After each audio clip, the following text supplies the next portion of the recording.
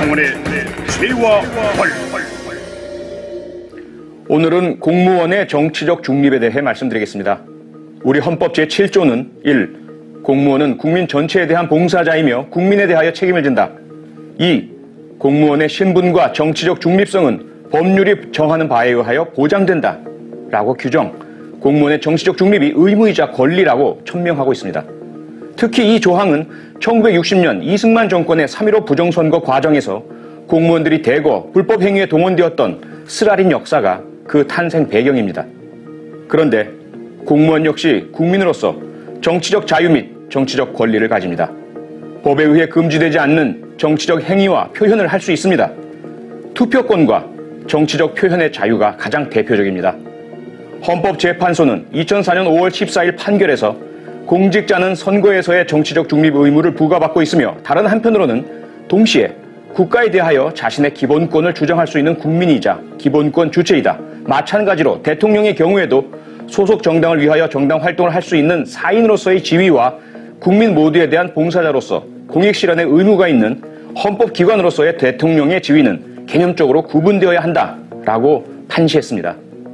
그런데 지난 대선을 둘러싸고 불거진 국정원과 경찰의 박근혜 후보 지지 여론 조작과 대선 개입 사건에 이어 군과 재향군인회, 보훈처 등 정부 기관이나 산하 단체들의 조직적이고 불법적인 정치 개입, 선거 개입 의혹이 불거지고 있습니다.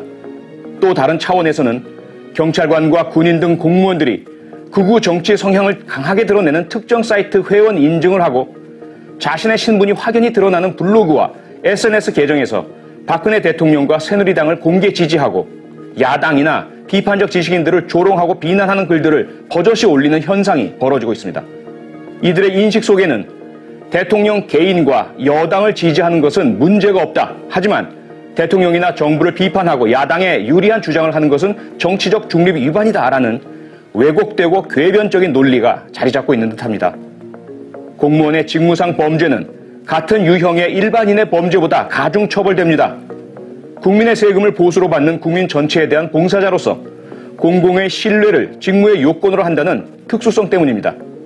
그런데 대선 과정에서 모 가수가 박근혜 후보의 아들이라는 트윗을 몇 차례 올린 50대 아주머니는 구속되고 대선 후보에 대한 풍자 예술 작품을 게시한 예술가는 처벌하면서 조직적이고 노골적으로 박근혜 후보와 새누리당 편을 든 국정원과 경찰, 군, 보훈처 관계자들에게는 면죄부를 주고 있습니다.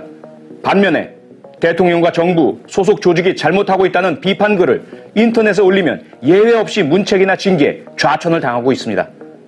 이명박 정권에 이어 박근혜 정권에서도 헌법이 어이없고 처참하게 유린되고 있습니다.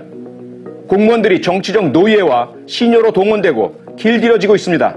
헌법을 유린하고 무시하는 자는 결코 대통령이나 정부 기관의 장에 자격이 없습니다.